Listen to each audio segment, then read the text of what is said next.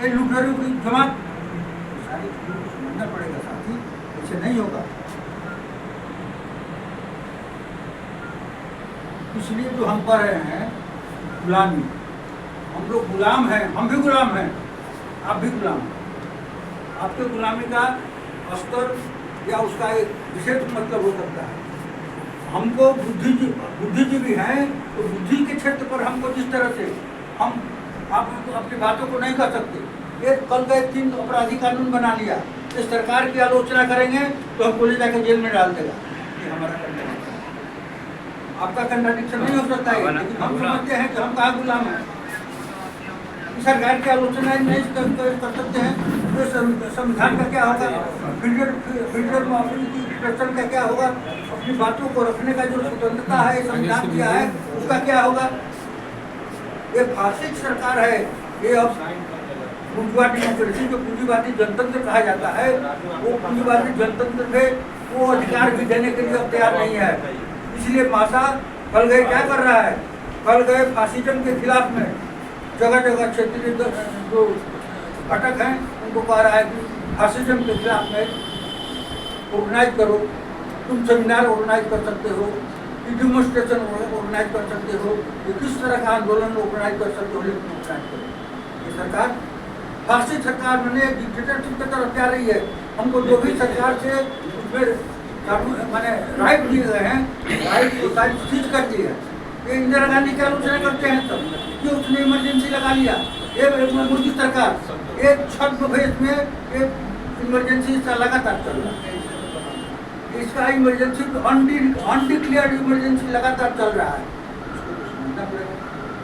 समझना पड़ेगा ना। तो बुद्धिजीवी तो समझ रहा है, इसलिए बुद्धि के क्षेत्र में काम कर रहा है।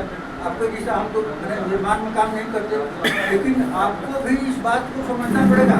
जब एक बुद्धिजीवी आपको बात कह रहा है तो इसको समझना पड़ेगा। अगर नहीं समझोगे भाई, रास्ता तो दूसरा नहीं, रास्ता यही है, इसी रास्ते से गुजरना पड़ेगा। रास्ता चाहे जितना कठिन हो, जितना ऊपर खाबड़ हो, जितना काट कूच हो, लेकिन रास्ता इसी रास्ते से चलना पड़ेगा। दुनिया का मजदूरों ने अगर दुनिया में समाजवाद कायम किया तो इसी रास्ता को लेना। लेनिन ने अगर समाजवाद अगर उसमें कायम किया तो कोई दूसरा रास्ता नहीं अपनाए। इसलिए संगठन को तेजी से विस्तार करना है और मजदूरों को समझाना है, तुम क्या जिंदगी भर यही गुलामी करना चाहते हो, पूंजीपतियों का तलवासा बनना चाहते हो, या अपना राज कायम करना चाहते हो जिसमें कि हमारा राज कायम हो। तो पूंजी को उलाट के फेंक देना चाहते हैं और हम चाहते हैं कि सारे मजदूरों का जीवन सुखी संपन्न, पढ़ाई लिखाई शिक्षा दीक्षा स्वास्थ्य सारी चीजों की व्यवस्था हो। कैसे हो?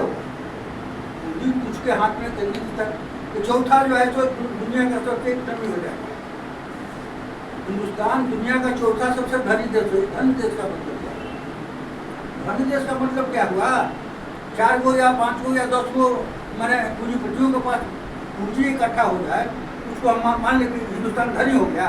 तो यहाँ रोज चूल्हा नहीं जल रहा, यहाँ रोज चूल्हा कैसे जलेगा इसी पर समस्या है, इसलिए काम नहीं मिलता है। तो हिंदुस्तान धनी हो गया, तीसरी इकनॉमी हो गया, दूसरी इकनॉमी हो गया, चौथी इकनॉमी हो गया, ढोल पीट रहा है भाजपा वाले, इसका हम क्या करें? हम क्या करें? उसके ढोल के पीछे हम चलेंगे, नाचेंगे?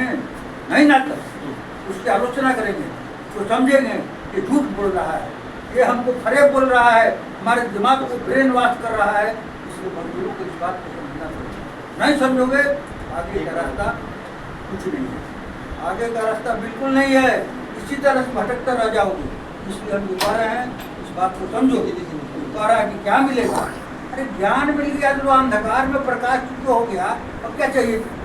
दुनिया तुमको ज्ञान देगी, ज्ञान ऐसा देगी कि तुमको रात में भी दिखाई पड़ेगा एकदम प्रकाश, रात में अंधेरी रात में प्रकाश दिखाई पड़ेगा।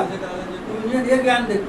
इसीलिए यूनियन के अंदर भर्ती होना, यूनियन की बातों को सुनना समझना, जो बुद्धिजीवी है उसे सवाल करना। हम लोग उससे सवाल करो, एक पर एक सवाल करो, सवाल का जवाब हम ढूंढेंगे, नहीं दे पाएंगे तो फिर तुमको सवाल का जवाब देंगे। लेकिन वो कह रहा है कि यूनियन में काहे नहीं ज्वाइन करें, तो गुलामी करते रहोगे। हमारे दादा के चलते पूर्व जन्म के कमाई के चलते ये दुर्दशा में पड़े हो, ये बात नहीं है, ये गलत है। कि हिंदू धर्म का जो भी कुछ उसका वेद पुराण उपनिषद अगर बता रहा है उसको हम नहीं मानते, झूठ है। हमको ये मैंने शोषण दमन करने के लिए वो सारा चीज कहा गया है, उसको हम नहीं मानते। रामायण गीता को हम नहीं मानते, हमारे स्वार्थ का वो नहीं है, हमारे वर्ग का वो नहीं है, इसलिए उसके नीतियों के अनुसार हम नहीं चल सकते। मामला यहाँ है, मामला संगीन है, इसलिए साथी आपको समझना पड़ेगा। नहीं समझोगे क्या कर सकता है बुद्धिजीवी? इसी तरह से तुमको दुख जानते रहेगा, तुम्हारे दिमाग का जो खोपड़ा है उसको बोलने का कोशिश करेगा, कितना खुला कितना नहीं खुला, कितना हमारा दिमाग बात हमारा तुम्हारे दिमाग में घुस रहा है कि नहीं घुस रहा, कितना ऊपर से चल जा रहा है, हमको नहीं कर पाते। लेकिन हमको बार बार इसको बोलना है, क्योंकि बार बार जब हम बोलेंगे कुछ बात तो तुम्हारे दिमाग में जाएगी, सारा बात माथा के ऊपर से चला जाएगा, ऐसा होता नहीं।